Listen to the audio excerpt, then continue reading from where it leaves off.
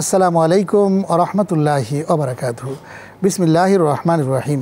বৈশাখী টেলিভিশনের ইসলাম ও সুন্দর জীবনের সকলকে আমন্ত্রণ জানাচ্ছি সাদর সম্ভাষণ। মহান স্রষ্টা আল্লাহ রাব্বুল আলামিনের দরবারে বিনীতভাবে শুকরিয়া আদায় করছি, আলহামদুলিল্লাহ। বিশ্বনবী জনাবে মুহাম্মদ রাসূলুল্লাহ সাল্লাল্লাহু আলাইহি ওয়াসাল্লামের প্রতি অকৃত্রিম ভালোবাসা এবং তার প্রতি অসংখ্য দরুদ এবং সালাম প্রেরণ করছি। প্রিয় দর্শক শ্রোতা মণ্ডলী, আমরা আজকেও হাজির হয়েছি আপনাদের সামনে ইসলাম ও সুন্দর জীবন নিয়ে। চমৎকার প্রশ্ন আপনারা করেছেন, আপনাদের প্রশ্নের উত্তরগুলো এই অনুষ্ঠানের মাধ্যমে দেওয়ার চেষ্টা করব ইনশাআল্লাহ। আজকে আমাদের মাঝে উপস্থিত হয়েছেন বিশিষ্ট ইসলামী চিন্তাবিদ, জননন্দিত মুফাসসিরে কোরআন, মুহাদ্দিস, মহাখালী হোসাইনিয়া কামিল মাদ্রাসার সম্মানিত প্রধান মুহাদ্দিস জনাব মাওলানা মঈনুল ইসলাম মাজিদি। আসসালামু আলাইকুম ওয়া রাহমাতুল্লাহি ওয়া বারাকাতুহু। জি মোহতারাম, আপনাকে স্বাগত জানাচ্ছি আমাদের ইসলাম ও সুন্দর জীবনে। জি আলহামদুলিল্লাহ। আমরা প্রতিদিনই ধারাবাহিক প্রশ্নের উত্তরের আয়োজন ইসলাম ও সুন্দর জীবনে আমরা করে থাকি। আপনাকে পেয়ে আমরা আনন্দিত। আমরা আলহামদুলিল্লাহ একটি প্রশ্ন নিয়ে নিচ্ছি সরাসরি। আমাদের একজন ভাই সাইদ গাজী কেরানীগঞ্জ, ঢাকা থেকে প্রশ্ন পাঠিয়েছেন যে কেউ যদি সামর্থ্য থাকা সত্ত্বেও বিয়ে না করে কোনো কারণ ছাড়াই এবং পুরো জীবন একাই কাটিয়ে দিতে চান, তবে কি তার গুনাহ হবে?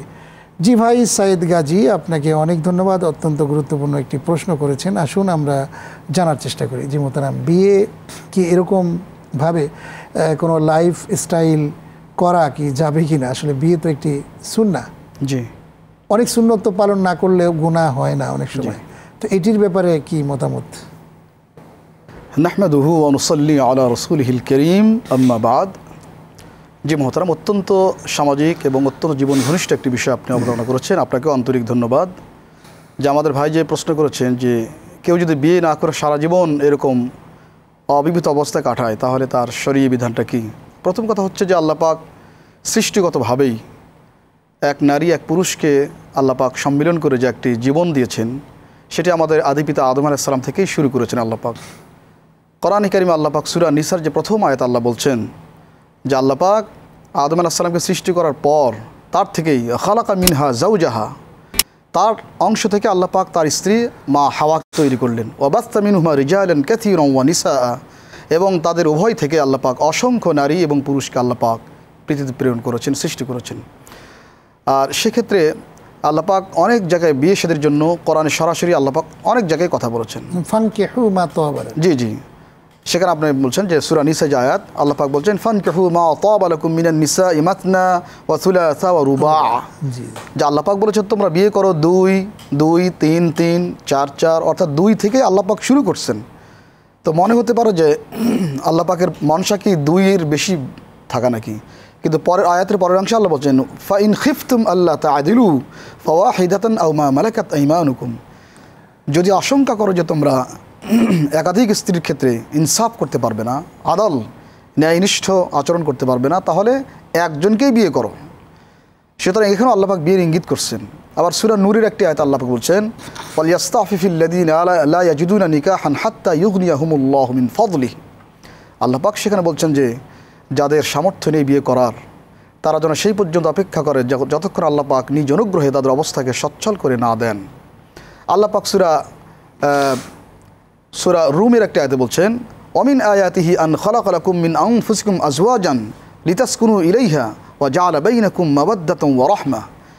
আল্লাহ পাকের অসংখ্য নিদর্শনসমূহের মধ্যে এটিও একটি নিদর্শন যে আল্লাহ পাক তোমাদের মধ্য থেকে তোমাদের স্ত্রীদেরকে তৈরি করেছেন যেন তোমরা তার কাছে শান্তি স্বস্তি পাও, এবং এই সম্পর্কে আল্লাহ পাক মাওয়াদ্দা ওয়া রাহমা, প্রেম এবং ভালোবাসা অনুগ্রহের সম্পর্কে আল্লাহ পাক তৈরি করেছেন।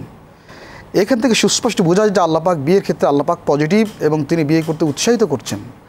আর হাদিস শরীফে যদি তাকায় তাহলে মোহতারাম এক্ষেত্রে সবচেয়ে উজ্জ্বল এবং প্রকৃষ্ট হাদিস সেই হাদিসটা যে সহিহ বুখারী যে কিতাবুল নিকাহের প্রথম হাদিস, যে ওই যে 3 ব্যক্তি রসুলের কাছে আসছিলেন, একজন বললেন যে মা রসুল সাল্লাম রাত্রে কেমন নামাজ পড়েন, ফালাম্মা উখবিরু কাআন্নাহুম তাকাল্লুহা। আমাদের আয়েশা যখন তাদেরকে বললেন যে রসুল 8 রাকাত পড়তেন, নফল নামাজ 3 রাকাত ভিতরে পড়তেন, তখন তারা কম মনে করলো। তখন একজন বলল যে দেখো ফাইন্নি ওসল্লি ওয়ালা আরকুদ, আমি আজ থেকে সারা রাত নামাজ পড়বো, আমি রাত্রে কোনো ঘুমাবো না। আর একজন বললেন আনা আসুমু ওয়ালা উফতির, আমি সারা বছর রোজা পালন করব, আমি কোনো দিন রোজা ভাঙবো না। আর একজন বললেন আনা আহতাজুলুন নিসা, আমি জীবনে বিয়ে শাদী করব না। এমন সময় আল্লাহ রসুল প্রবেশ করতেছিলেন, তিনি কথাগুলো শুনছেন। রসুল তখন বললেন, আনতুমুল্লাযিনা কুলতুম কাদা ওয়া কাদা, তোমরা কি এইসব কথাগুলো বলছিলে যে আমি সারা রাত নামাজ পড়বো, ঘুমাবো না, আমি সারা বছর রোজা রাখবো, ইফতার করবো না, আর আমি বিয়ে করবো না বলছিলে? জি হুজুর। রসুল বলেন, আনা আখশাকুম লিল্লাহি ওয়া আতকাকুম লাহু, আমি তোমাদের সবচাইতে আল্লাহ পাককে বেশি ভয় করি এবং তার বেশি সমীহ আমি করি। আমি তো বিয়ে করেছি। আর নিকাহু মিন সুন্নতি, বিয়ে করা হচ্ছে আমি রসুলের সুন্নাহ আদর্শ। ফামান রাগিবা আন সুন্নতি ফালাইসা মিন্নি, সুতরাং এই আদর্শ থেকে, এই সুন্নাহ থেকে যে মুখ ফিরে নেয়, যে বর্জন করে, সে আমার উম্মতের মধ্যে অন্তর্ভুক্তই হবে না। এরকম অসংখ্য হাদিস রসুল বলছেন। ওসমান ইবনে মাজউন এক সাহাবী ছিলেন, উনি অসহায় ছিলেন, গরিব ছিলেন। বলছে, ইয়া রাসূলুল্লাহ আনাখতাসি, হুজুর আমরা কি খাসি হয়ে যেতে পারি? সামর্থ্য নেই, যৌবরাস। রসুল বলছেন না, অনুমতি দেন নাই। বলছেন, লাউ আদিনা লানা লাখতাসাইনা, রসুল যদি আমাদের অনুমতি করতেন আমরা সবাই খাসি হয়ে যেতাম। রসুল বলছেন না। রসুল আর হাদিসে বলছেন, ইয়া মা'আশারাশ শাবাব মান ইসতাতা মিনকুমুল বাআত ফালইয়াতাজাওয়াজ, তোমাদের মধ্যে যারা সামর্থ্য রাখে, সামর্থ্য এখানে দুইটা, একটা হলো শারীরিক সামর্থ্য, একটা আর্থিক সামর্থ্য, একটা মাউনা আর একটা শারীরিক সামর্থ্য। তো বলছে, রসুল বলছেন তোমাদের মধ্যে যারা সামর্থ্য রাখে তারা যেন বিয়ে করে। অমাল্লা, আর যারা সামর্থ্য রাখে না, ফালাইহি বিসসাওম, সে যেন রোজা রাখে। ফাইন্নাহু লাহু বিজা, কারণ এই রোজাটাই তার দৃষ্টিভঙ্গি এবং তার যৌন চাহিদাকে প্রশমিত করে রাখবে। তো মহতারাম, চমৎকারভাবে আমরা দেখি কোরআন এবং সুন্নাহয় যে আল্লাহ পাক এবং তার রসুল বিয়ে শাদী করতে উৎসাহিত করেছেন এবং সমস্ত নবী রসুলগণ বিয়ে করেছেন। কেবলমাত্র একজন নবী ইয়াহইয়া আলাইহিস সালাম উনি বিয়ে করেন নাই, কারণ তার অনেকের মতে যে তার বিয়ে করার প্রয়োজন ছিল না। আল্লাহ পাক বলছেন, সাইয়্যিদান ওয়া হাসুরান ওয়া নাবিয়্যাম মিনাস সালিহিন, উনি ছিলেন নেতা, উনি ছিলেন হাসুর, মানে হাসুর হচ্ছে আল্লাযী লা ইয়াকরবুন নিসা, যিনি মানুষ মানে মেয়েদের সংস্পর্শে আসেন না। একমাত্র নবী ছাড়া আদম আলাইহিস সালাম থেকে শুরু করে পৃথিবীর সকল অবতারিত সব নবী এবং রসুল সবাই বিয়ে করেছেন, সবার বাচ্চা কাচ্চা আছে। এবং আল্লাহ পাকের মনসা হচ্ছে এইটাই যে আমরা শুধু বিয়ে করি না, বরং অধিক পরিমাণে বাচ্চা কাচ্চা আমরা উৎপাদন করি। আল্লাহ পাক এটাই চান। জি, অনেক ধন্যবাদ, অত্যন্ত গুরুত্বপূর্ণ। আসলে বিয়ে এটি সুন্নাত, বিয়ে কিন্তু কারোর জন্য সুন্নত, কারোর জন্য নফল, কারোর জন্য ফরজের পর্যায়ে উপরে যায়। তো এই দিকটা একটু আলোচনা করবেন যে আসলে এরকম আছে কিনা। জি মোহতারাম, চমৎকার বলছেন আপনি যে আসলে বিয়ের কয়েকটি স্তর আছে। প্রথম কথা হচ্ছে যে যদি কোনো ছেলে বর সামর্থ্যবান হন, তার শারীরিক সামর্থ্য আছে, আর্থিক সামর্থ্য আছে এবং তার চারিত্রিক মানে অবনতির কোনো আশঙ্কা নেই, এই সময়ে তার জন্য বিয়ে করা সুন্নাহ পর্যায়ের, সুন্নত। উনি করলে সুন্নত আদায় হলো। যদি শারীরিক সামর্থ্য থাকে এবং আর্থিক সামর্থ্য থাকে কিন্তু বিয়ে না করলে তার চারিত্রিক পদস্খলনের আশঙ্কা আছে, প্রবল আশঙ্কা আছে, সেই ক্ষেত্রে বলা হয় যে বিয়ে তার জন্য তখন ওয়াজিব। আবার যদি এমন হয় যে শারীরিক সামর্থ্য আছে পুরোপুরি, আর্থিক সংগতিও আছে পুরোপুরি, এবং বিয়ে না করলে অচিরেই সে তার চরিত্র হারাতে পারে এবং তার চরিত্র নষ্ট হয়ে যেতে পারে, তখন তার জন্য তখন বিয়ে করা ফরজ বলা হয়েছে। আর একটি প্রকার যে শারীরিক সামর্থ্য নেই, আর্থিক সামর্থ্য নেই, এই ব্যক্তির জন্য বিয়ে করা হারাম করা হয়েছে। কাজে এই চারটি স্তর কাজে আমরা যদি লক্ষ্য রাখি, বিয়েটি একটি আনন্দের বিষয়, একটি নতুন জীবন শুরু করার বিষয়, কাজে এখানে সামর্থ্যটাই বড় কথা। যেমন আরও কিছু বিষয় আছে, কিছু কিছু লোকদের বিয়ের ক্ষেত্রে অনেক সময় দেখা যায় যে তার আর্থিক সামর্থ্য তো নাই, এক নম্বর, দুই নম্বরে সে পাগলের মতো একটি অবস্থা তার মধ্যে লক্ষ্য করা যায়। দেখা যাচ্ছে অনেক সময় আমরা লক্ষ্য করে দেখি যে পাগলের মতো অবস্থা সৃষ্টি হয়েছে। তো এবং সে তার রোগ ধরা পড়েছে যে তার বিয়ে দেওয়াটা দরকার। এই ধরনের কোনো ছেলেকে বিয়ে দিয়ে আবার অন্য কোনো আরেকটা সম্পর্কের সাথে জুড়ে দেওয়া, তো এইটা কি ঠিক হবে কিনা? এরকম মানে সামর্থ্যহীন কোনো ছেলে, জি জি জি, ডাক্তার সাজেস্ট করছেন তাকে বিয়ে দিলে ভালো হবে, এরকম করা যাবে কিনা? এরকম মহতারাম যদি তার ট্রিটমেন্ট এটাই হয় আর যদি তার এই অবস্থা দেখেও কোনো পরিবার রাজি হয়, তাহলে এক্ষেত্রে বিয়ে দেওয়া যেতে পারে। এটাও একটা treatment, one kind of treatment এটা। জি জি। অন্যথায় আল্লাহ পাক তো বলছেন যে আয়াত আমি একটু আগে বলছিলাম, ওয়ালিয়াস্তাফিফিল লাযিনা লা ইয়াজিদুনা নিকাহান হাত্তা ইউগনিয়াহুমুল্লাহু মিন ফাদলি। যেহেতু বিয়ে সাথে একটা এক্সপেন্সিভ অনুষ্ঠান, জীবনটা একটা ব্যয়বহুল জীবন হয়ে যাবে, সুতরাং সেই ক্ষেত্রে আর্থিক সামর্থ্য এটা আগে প্রয়োজন। যদি তার আর্থিক প্রয়োজন, এই প্রয়োজনের উপরে যদি শারীরিক কোনো প্রয়োজন থাকে আর যদি অন্য পরিবার রাজিও হয়ে যায়, তাহলে আমরা মনে করতে পারি এইটাও একটা তার ট্রিটমেন্ট, এবং সেই ক্ষেত্রে উভয় পরিবার যদি মিল হয়ে যায় তাহলে এ বিয়ে করা যেতে পারে। যদি দেখা যায় যে সেক্ষেত্রে তার আর্থিক সামর্থ্য নাই এবং অন্য পরিবারের ওই দম্পতি ওই মেয়েটাকে যুক্ত করলে মেয়েটার জীবন নষ্ট হয়ে যেতে পারে, সেক্ষেত্রে তো সেটাও লক্ষ্য করতে হবে। অবশ্যই অবশ্যই, যে আগে থেকেই পূর্বান্ন নিয়ে আশঙ্কা করা হয় যে আসলে এমন মানে আর্থিক সংকটের মধ্যে তারা আছে যে বিয়ে শাদী করলে হয়তো কিছুদিন পর সংসারটা নাও টিকতে পারে, তাহলে সেই ক্ষেত্রে অবশ্যই এটা বিবেচনা করতে হবে একটা মেয়ের অথবা একটা ছেলের জীবন নিয়ে সিনেমিনি খেলার জন্য বিয়ে আসে নাই, বরং একটা সুন্দর অত্যন্ত সম্প্রীতির মধ্য দিয়ে সৌহার্দ্যের মধ্য দিয়ে একটি টেকসই সম্পর্ক হবে, এর জন্যই তো মূলত বিয়ে। এবং বিয়ের ক্ষেত্রে আরেকটা যেমন কুফু একটা বিষয় রয়েছে, সমতা। একটি ছেলে পাগল, তাকে তো বিয়ে দিয়ে সে ট্রিটমেন্ট হতে পারে না। জি জি অবশ্যই। এবং সেটা তো দুটো মেয়েটা তো চাইবে ছেলেটা যেন ভালো হয়, আর ছেলেটাও চাইবে মেয়েটা যেন ভালো হয়। দুটো সম্পর্ককে সমানভাবে দেখেই তো বিয়ে করতে হবে। জি অবশ্যই। জি, আমাদের একজন প্রশ্ন পাঠিয়েছেন নওশাদ কাজী মুলাদি বরিশাল থেকে। তিনি জানতে চাচ্ছেন যে অনেক কবরস্থানের গেটে লেখা থাকে বাচ্চা মহিলাদের নিয়ে কবরস্থানে আসবেন না। আমার প্রশ্ন, মহিলা এবং বাচ্চারা কেন কবরস্থানে যেতে পারবে না? কোরআন বা হাদিসে কি কোনো আছে? জি নওশাদ কাজী ভাই, আপনাকে অনেক ধন্যবাদ। অত্যন্ত গুরুত্বপূর্ণ একটি প্রশ্ন আপনি করেছেন। আসুন আমরা বিষয়টি জানার চেষ্টা করি। জি নওশাদ কাজী ভাই, আপনি অত্যন্ত গুরুত্বপূর্ণ একটি প্রশ্ন করেছেন। যেহেতু মানুষ মরণশীল, ম্যান ইজ মর্টাল, মানুষ মরণশীল, কুল্লু নাফসিন যায়িকাতুল মাউত সুম্মা ইলাইনা তুরজাউন। আল্লাহ পাক বলেছেন প্রত্যেক মানুষই মরণশীল এবং প্রত্যেক মানুষকে আমার দিকেই ফিরে আসতে হয়। সুতরাং মানুষ মরে গেলে তার কবর জিয়ারত করা একটি শরীয়ত সম্মত বিধান। রাসূল করিম সাল্লাল্লাহু আলাইহি ওয়াসাল্লাম এক্ষেত্রে সাফ বলেছেন যে তিনি বলেছেন যে তোমরা কবর জিয়ারত করো। কুনতু নাহাইতুকুম আন জিয়ারাতুল কুবুর আলা ফাজুরুহা। রাসূল সাল্লাল্লাহু বলেছেন যে আমি তোমাদের নিষেধ করছিলাম প্রথমে কবর জিয়ারত করো না, এখন বলছি যে তোমরা কবর জিয়ারত করো। কারণ কবর জিয়ারত করলে দুটো ফায়দা আছে। একটা হলো ফাইন্নাহা তুযাক্কিরুকুম আল আখিরা ওয়া তুজাহিদুকুম ফিদ দুনিয়া। একটা হলো কবর জিয়ারত করলে দুনিয়ার প্রতি মানুষের যে অনাসক্তি, দুনিয়ার প্রতি বিরাগ ভাব, দুনিয়ার যে অসারতা ব্যর্থতা, এটা তার চোখের সামনে বারবার প্রমাণিত হবে যে তার আব্বা ছিলেন, তার দাদা ছিলেন, তার আত্মীয় স্বজন ছিলেন, সবাই আজকে মাটির সঙ্গে মিশে গেছেন। এটি তার স্মরণ করাবে আখেরাত, দুনিয়ার বাকি বিরাগী, আর তাকে তুযাক্কিরুকুমুল আখিরা, আর আখিরাতের সব জিনিস তাকে স্মরণ করে দেবে। সুতরাং কবর জিয়ারত একটি অত্যন্ত গুরুত্বপূর্ণ বিষয়। এখন আমাদের ভাই যে বলেছেন যে মহিলা এবং বাচ্চারা কবর জিয়ারত করতে পারবে কি না, ঠিক এই হাদিসের মতোই রাসূল প্রথমে বলছিলেন লাআনাল্লাহু যাওয়ারাতিল কুবুর, যে সমস্ত মহিলারা কবর জিয়ারত করতে যায় আল্লাহ পাকের লানত তার উপরে, অভিশাপ তার উপরে। এটা বলছিলেন মোহতারাম তখন যখন মেয়েদের মধ্যে ইমানি চেতনা, ইসলামী ধর্মবিশ্বাস এগুলো মজবুত হয় নাই, বরং তার আব্বা আম্মার কবর জিয়ারত করতে গিয়ে সেখানে কবরের মাটি নিয়ে হাউমাউ করে কান্নাকাটি করতো, বিলাপ করতো, শোক গাথা গাইতো, যেগুলো ইসলামের সম্পূর্ণ নিষেধ। রাসূল করিম সাল্লাল্লাহু আলাইহি ওয়াসাল্লাম বলছেন মান লতামাল খুদুদ শাক্কাল জুয়ুব, যারা এরকম শোকে দুঃখে গালে চাপড়ায় কাপড় ছেড়ে, এদেরকে আল্লাহ পাক লানত করেছেন। রাসূল বলছেন জাহিলি যুগের কাজ। সুতরাং ইসলামের প্রথম যুগে যখন ইসলাম এবং ঈমান অনেকের মধ্যে মজবুত হয় নাই, তখন রাসূল এই কথা বলছিলেন যে যে সমস্ত মেয়েরা কবর জিয়ারত করতে যাবে আল্লাহর লানত তাদের উপরে। কিন্তু যখন অনেক দেরি হয়ে গেছে, অনেক সময় চলে গেছে, মেয়েদেরও ঈমান আকীদা অনেক মজবুত হয়ে গেছে, তখন আল্লাহ পাক এবং তার রাসূল মেয়েদের জন্য অনুমতি দিয়েছেন এই শর্তে তারা সেখানে যায় কান্নাকাটি করবে না, বিলাপ করবে না, বরং দোয়া করবে এবং যেন পবিত্র অবস্থায় তারা কবরস্থানে যায়, অপবিত্র অবস্থায় যেন না যায়। কাজে এখন মেয়েরা যদি সে অবস্থায় যেতে পারেন, আমাদের আয়েশা সিদ্দিকা রাদিয়াল্লাহু আনহা রাসূলের কবর জিয়ারত করতে হাদিস শরীফে আসছে। কাজে আমাদের মা বোন যদি পবিত্র অবস্থায় এবং ঈমান আকীদা জেনে কবর জিয়ারতের আদবগুলো, মাসনুন তরিকাগুলো জেনে যান, তারা অবশ্যই তিনিও কবর জিয়ারত করতে পারবেন।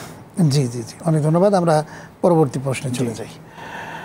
আমাদের একজন বোন সিনথিয়া আরামবাগ ঢাকা থেকে প্রশ্নটি পাঠিয়েছেন যে স্বামীকে না বলেই যদি তার পকেট থেকে টাকা নেই তবে কি গুনাহ হবে? এই টাকা কোনো না কোনোভাবে আমি সংসারেই খরচ করি। জীবন সিনথিয়া, আপনাকে অনেক ধন্যবাদ। অত্যন্ত গুরুত্বপূর্ণ প্রশ্ন। যে পকেট থেকে টাকা নেওয়া তো পকেট মারের মতো অবস্থা। যাই হোক, যে আমাদের বোন আসলে টাকাটা সংসারেই খরচ করেন, এমত অবস্থায় কি হবে? স্বামী জানেন না। জি মোহতারাম, আসলে আমাদের বোন সিনথিয়া আসলে সামাজিক একটি জীবন ঘনিষ্ঠ প্রশ্ন করেছেন, জীবন সংশ্লিষ্ট। আসলে স্বামী স্ত্রীর সম্পর্কের একটা ট্রাস্টের সম্পর্ক, আস্থার সম্পর্ক, বিশ্বাসের সম্পর্ক। যদি মোহতারাম কোনোভাবে একবার স্বামী স্ত্রীর বিশ্বাসটা নষ্ট হয়ে যায়, তাহলে আর কোনোভাবে কাচের দেওয়ালের মতো এই সম্পর্ক আবার আগের মতো এক জায়গায় লাগানো খুব কঠিন হয়ে যায়। কারণ বিশ্বাসের দিক থেকেই, আল্লাহর এক কালেমার মধ্য দিয়ে আস্থা, বিশ্বাস, প্রত্যয় এবং প্রতিটির দিক থেকে কিন্তু সম্পর্কটা হয়েছে। হ্যাঁ, এমনিতে উনি বলছেন যে ওই টাকা উনি ওনার সংসারে লাগান, তাহলে ওনার কেন দরকার? বরং পারিবারিক সমস্ত ব্যয় নির্বাহের জন্য আল্লাহ পাক স্বামীকেই দায়িত্ব দিচ্ছেন। আর রিজালু কাওয়ামুনা আলান নিসা বিমা ফাদ্দালাল্লাহু বা'দহুম আলা বা'দ ওয়া বিমা আনফাকু মিন আমওয়ালিহিম। আল্লাহ পাক বলেছেন সকল ক্ষেত্রেই নারীদের পরিচালক হবে পুরুষগণ। দুটো কারণ, একটা হচ্ছে বিমা ফাদ্দাল্লাহু বা'দাহুম আলা বা'দ, যেহেতু আল্লাহ পাক এককে আরেকের উপর মর্যাদা দিয়েছেন। 2 নম্বর অবিমা আনফাকু মিন আমওয়ালিহিম, আর যেহেতু পুরুষগণ মেয়েদের জন্য খরচ করেন, স্বামীগণ স্ত্রীর জন্য খরচ করেন। সুতরাং স্বামীর দায়িত্ব খরচ করা, আপনার জন্য খরচ করা, সন্তানের জন্য তা খরচ করা তার দায়িত্ব, আপনার কোনো দায়িত্ব নেই। কিন্তু এখন আপনি যেটা বলছেন তার অনুমতি ছাড়া, এখানে একটি প্রশ্ন যে রসুলকে বলা হয়েছে উত্তম স্ত্রীকে। রসুল বলছেন সর্বোত্তম স্ত্রী সেই যে হাফিজা নাফসাহা ওয়া মালাহু ইজা গাবা আনহা, যখন স্বামী তার কাছ থেকে অনুপস্থিত থাকবে, অ্যাবসেন্ট থাকবে, তখন তার চরিত্র হেফাজত করবে এবং তার মাল সম্পদ সংরক্ষণ করবে। সুতরাং আপনার দায়িত্ব হচ্ছে স্বামীর মাল সম্পদ সংরক্ষণ করা, তসরুপ করা নয়। আর আপনি যে কোনো জিনিস যদি মালিকের অনুমতি ছাড়া গ্রহণ করেন, হোক না আপনার আব্বা, হোক না আপনার মা, হোক না আপনার স্বামী, তারা অবশ্যই তারা মনক্ষুণ্ণ হবেন। আর কারো মনক্ষুণ্ণের কারণ হওয়াটা এটা শরীয়ত সম্মত নয়। কাজে আপনি স্বামীর টাকা হলেও তার অনুমতি ছাড়া গ্রহণ করবেন না, এটিই বিধান। তবে হ্যাঁ, একটা হাদিস হয়তো আপনি প্রতারিত হতে পারেন যে হিন্দা বিনতে আমর থেকে একটি হাদিস আসছে যে হিন্দা একদিন রসুলের কাছে আসছে, বলছিলেন ইয়া রাসূলুল্লাহ ইন্না আবা সুফিয়ান রাজুলুন শাহীহ লা ইনফিকু আলাইনা, যে হে রসুল, আবু সুফিয়ান খুব কৃপণ লোক, বখির লোক, আমাদের প্রয়োজন মতো খরচ করে না, আমি কি তার টাকা থেকে তার অজান্তে নিয়ে খরচ করতে পারবো? রসুল করিম সাল্লাল্লাহু আলাইহি ওয়াসাল্লাম বলছেন যে হ্যাঁ, যদি তুমি ন্যায্য পরিমাণ নেও, প্রয়োজন মতো নেও, তাহলে নিতে পারবে। এই হাদিসকে নিয়ে কোনোভাবেই ব্যাপকভাবে এটা প্রচলন করা যায় না, কারণ প্রত্যেক সংসারে গণ্ডগোল, হট্টগোল এবং অবিশ্বাস, অনাস্থা এবং প্রত্যয়হীনতা আসবে, তখন সংসার সুখময় থাকবে না, বিষময় হয়ে যাবে। এজন্য আমাদের উচিত আস্থার ভিত্তিতে, সুসম্পর্কের ভিত্তিতে, এবং আপনি যে স্বামীর মাল সম্পদের রক্ষণাবেক্ষণকারী, এই ভূমিকায় ইসলাম আপনাকে দেখতে চায়। কাজে আপনার উচিত হবে স্বামীকে না জানায় তার কোনো টাকা না নেওয়া। না নেওয়া। জি, অনেক ধন্যবাদ। অথবা স্বামী যদি বলে থাকে কোনো সময় যে তুমি যদি টাকা নাও, হ্যাঁ, কোনো সময় নিতে পারো, যা লাগে, এগুলি আন্ডারস্ট্যান্ডিং এর মাধ্যমে করা, আগে থেকে অনুমতি থাকবে, তাহলে আর অসুবিধা কোনো সমস্যা নেই। জি, আমরা অনেক সুন্দরভাবে জানতে পারলাম প্রশ্নের উত্তরটি। আমরা পরবর্তী আরেকটি প্রশ্ন নিয়ে নিচ্ছি। আমাদের একজন প্রশ্ন পাঠিয়েছেন যে গাজী আবরার, উত্তরা, ঢাকা থেকে, যে মৃত্যুর পরে মেডিকেল ছাত্রদের সুবিধার্থে আমি আমার লাশটা মেডিকেলে দান করে দিতে চাই, এক্ষেত্রে ইসলামের কোনো বিধি নিষেধ আছে কি না, দয়া করে জানাবেন। জি ভাই গাজী আবরার, আপনাকে ধন্যবাদ। আসুন আমরা বিষয়টি জানার চেষ্টা করি। জি, কোনো লাশ মেডিকেলে মানে মৃত্যুর আগেই এরকম ওসিয়ত করে যাওয়া যাবে কি না, এটা যে? জি ভাই, আপনি আসলে অত্যন্ত বর্তমানে আধুনিক একটি প্রশ্ন করেছেন। যে কোনো ব্যক্তি মৃত্যুর আগে তার মানে চক্ষু দান করে যান, অনেকে আবার বডি দান করে যান, মানে মেডিকেল সায়েন্সের ছাত্রদের জন্য গবেষণার জন্য দিয়ে যান। সত্যিকার অর্থে আসলে শরীয়তের যে মূল কথা, আমাদের আধুনিকতা, বাস্তবতা, মেডিকেল সায়েন্স, বিজ্ঞান, প্রযুক্তি সবই আমাদের থাকবে, তবে আমাদের কাছে মূল জিনিস হবে শরীয়তের মূল যে ফয়সালা। কোনো মানুষ যখন মারা যান, মোহতারাম দেখুন আল্লাহ পাক এবং তার রসুলের কী ফয়সালা। রসুল বলছেন সালাতুল্লাহ তুআখিরুহুন্না, 3টি বিষয় তোমরা কখনো দেরি করতে পারবে না। 1 নম্বর আস-সালাতু ইযা আতাত ওয়াক্তুহা, নামাজের সময় যখন হয়ে যাবে, নামাজ ছাড়া আর দেরি করতে পারবে না। 2 নম্বর ওয়াল আইমু ইযা উজিদাত কুফআহা, আর প্রাপ্তবয়স্কা মহিলা যখন তার উপযুক্ত স্বামীর খোঁজ পাওয়া যায়, বরের খোঁজ পাওয়া যায়, বিয়ে দিতে আর যেন দেরি করা না হয়। এবং 3 নম্বর ওয়াল জানাজাতু ইজা আতাত ইদা উজিয়াত, আর লাশ যখন প্রস্তুত হয়ে যায় তখন কবরস্থ করা থেকে যেন দেরি করা না হয়। এটি একটি কথা এই হাদিস থেকে সুস্পষ্ট প্রমাণিত যে মানুষ মারা গেলে তার সৎকার দাফন করাটাই হচ্ছে আল্লাহ পাকের আশা, আল্লাহ পাকের ইচ্ছে এবং শরীয়তের বিধান। 2 নম্বর কথা হচ্ছে যে আমাদের পা থেকে মাথা পর্যন্ত প্রত্যেকটি অঙ্গ প্রত্যঙ্গের মালিক আসলে কে। আমরা যদি দেখি, আল্লাহ পাক কোরআনে কারিমে বেশ কয়েক জায়গায় উল্লেখ করেছেন যে ইন্নাল্লাহা ইশতারা মিনাল মুমিনিনা আনফুসাহুম ওয়া আমওয়ালাহুম বিআন্না লাহুমুল জান্নাহ, আল্লাহ পাক প্রত্যেক মুমিনের কাছ থেকে তার জান এবং তার মাল খরিদ করেছেন, কিনে নিয়েছেন জান্নাতের বিনিময়ে। সুতরাং আমার এই হাতের মালিক আমি নই, আমার চোখের মালিক আমি নই, আমার অঙ্গ প্রত্যঙ্গ কোনোটার মালিকই কিন্তু আমি নই, প্রত্যেকটা আল্লাহ পাকের আমানত আমাদের কাছে। এবং আল্লাহ পাক বলছেন সুম্মা লা তুসআলুন্না ইয়াওমাইযিন আনিন নাঈম, প্রত্যেকটি আমাদের অঙ্গ প্রত্যঙ্গ প্রত্যেকটাই নিয়ামত, প্রত্যেকটাই নিয়ামত। কত বড় যে নিয়ামত রে ভুক্তভোগী ছাড়া কেউ জানেন না। সুতরাং প্রত্যেকটা নিয়ামত সম্পর্কে আমাদের জিজ্ঞেস করা হবে। কাজেই একজন মানুষ যখন মারা যায়, এই বডির মালিক সে নয়, এই কঙ্কালের মালিক সে নয়, তার কোনোটার মালিক সে নয়, কিছুর মালিক সে নয়, তার জানের মালিক সে নয়। যদি জানের মালিক হতো তাহলে সুইসাইড করলে, আত্মহত্যা করলে কোনো মানুষ গুনাহগার হতো না, কারণ জান তার। সুতরাং যেহেতু জান তার নয়, এই জন্যই সুইসাইড করলে গুনাহগার হয়।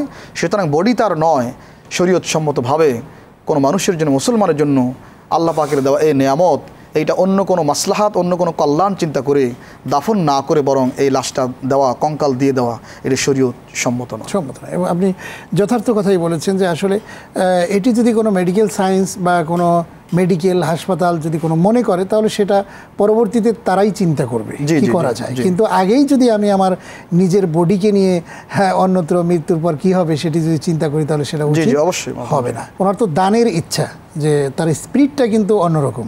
সেই স্পিরিটটা যদি আমরা বুঝি, তাহলে সেক্ষেত্রে আমরা কিছু পরামর্শ এই অনুষ্ঠানের মাধ্যমে দিতে পারি। যেমন ধরুন, একটি মানুষের জীবনের যে সময়টা সে পেয়ে থাকে, সেই সময়ের মধ্যে সে কিছু অর্থ ইনকাম তার হয়েছে, অথবা তার সম্পদ সে অর্জন করেছে। এই সম্পদ থেকে, তার অর্থ থেকে তার সন্তানরা পান, পাশাপাশি অন্যান্য আত্মীয় স্বজনদেরকে সে দিতে পারেন। পাশাপাশি এই সম্পদগুলো সে অন্য কোনো ট্রাস্টি জায়গায়, যেখানে শুধুমাত্র মানুষের কল্যাণে কাজ হয়, সেই জায়গাগুলিতে যদি দান করে দেন, তাহলেও তো বিশাল সোয়াব তিনি পাবেন।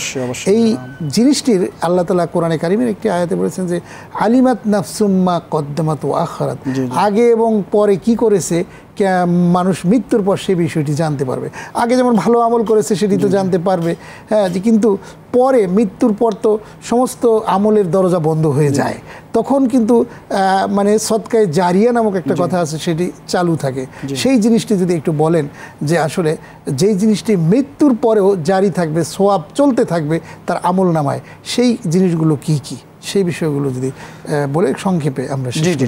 যে এক্ষেত্রে মহান আল্লাহ পাক স্বয়ং নিজে অনেক জায়গায় উল্লেখ করেছেন, ইয়া আইয়ুহাল্লাযীনা আমানুত্তাকুল্লাহ ওয়াল তানজুর নাফসুম মা কদ্দামাত লিগাদ, যে হে ঈমানদারগণ, তোমরা আল্লাহ পাককে ভয় করো এবং প্রত্যেক মানুষের লক্ষ্য করা উচিত সে তার আগামী দিনের জন্য কি প্রেরণ করছে, মানে পরকালের জন্য আমরা কি প্রেরণ করতেছি। আপনি একটা আয়াত চমৎকার বলেছেন যে আল্লাহ পাক প্রত্যেক মানুষকেই যে বলছেন যে মা কদ্দামাত ওয়া আখারাত, সে তার অগ্রের জন্য, পেছনের জন্য কি করতেছে, কি রেখে যাচ্ছে। এটি যেমন একটি আল্লাহ পাকের নির্দেশনা, অনুরূপে আল্লাহ বলছেন ফালা উকসিমু বিল খুন্নাস আল জাওয়ারিল কুন্নাস ওয়াল লাইলি ইযা আসআস ওয়াস সুবহি ইযা তানাফফাস। এর আয়াত আল্লাহ বলছেন যে প্রত্যেক মানুষ তার অগ্রপশ্চাৎ কী রাখতেছে সবগুলো আল্লাহ পাক খোঁজ রাখতেছেন। কাজেই একজন মানুষ মরে গেলে নিঃশেষ হয়ে যায় না। আমাদের কথা হলো ইন্তেকাল বলি আমরা, ইন্তেকাল মানে নিঃশেষ হওয়া না, বরং এক জায়গা থেকে স্থানান্তরিত হয়ে যাওয়া। দুনিয়াতে ছিল, সে স্থানান্তরিত হচ্ছে পরকালের জন্য, আর সেখানে গেলে নিঃশেষ হয়ে যায় না সে, বরং পৃথিবীতে অনেক কাজ আছে তার, যে কিয়ামত পর্যন্ত সে সওয়াব পেতেই থাকে। এটাকে সাদকা জারিয়া যেটা বলছিলেন আপনি, এক হাদিসে রাসূল বলছেন, সহিহ মুসলিমের হাদিস, ইদা মাতাল ইনসান ইনকাতা আনহু আমালুহু ইল্লা মিন সালাসাতিন ইল্লা মিন সাদাকাতিন জারিয়া আও ইলমিন ইউনতাফাউ বিহি আও ওয়ালাদিন সালিহিন ইয়াদউ লা আও কামা ক্বালা আলাইহিস সালাতু ওয়াস সালাম।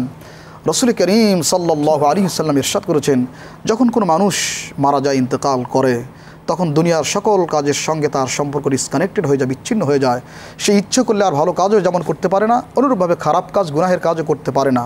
তবে মাত্র তিনটি জিনিস অবশিষ্ট থাকে যেগুলো কিয়ামত পর্যন্ত অব্যাহত থাকবে। একটা হচ্ছে সাদাকা জারিয়া, প্রবাহমান দান, এমন একটি দান যেই দানটা নিঃশেষ হয়ে যায় না, দীর্ঘদিন সাস্টেনেবল হয়, টেকসই হয়। যেমন মসজিদ নির্মাণ করে যাওয়া, মাদ্রাসা নির্মাণ করে যাওয়া, ইতিমখানা নির্মাণ করে যাওয়া, রাস্তা নাই রাস্তা তৈরি করে দেওয়া, পানির ব্যবস্থানে পানির ব্যবস্থা করে দেওয়া, এরকম প্রত্যেকটাই কিন্তু সাদকা জারিয়া।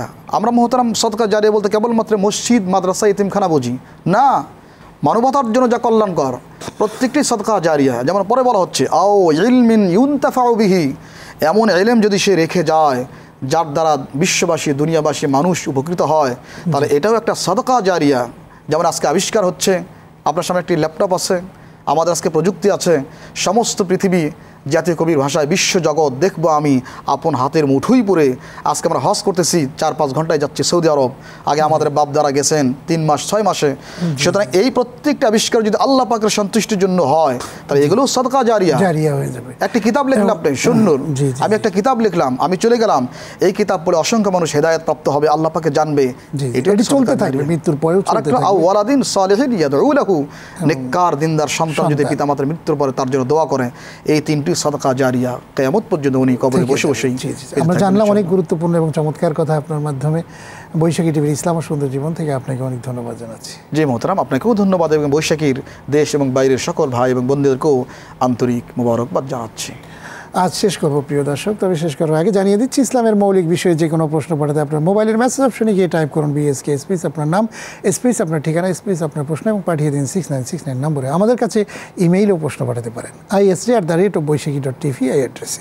এছাড়াও facebook.com/ইসলাম ও সুন্দর জীবন ফেসবুক পেজেও আপনার গুরুত্বপূর্ণ মতামত প্রশ্ন আমাদেরকে পাঠাতে পারেন।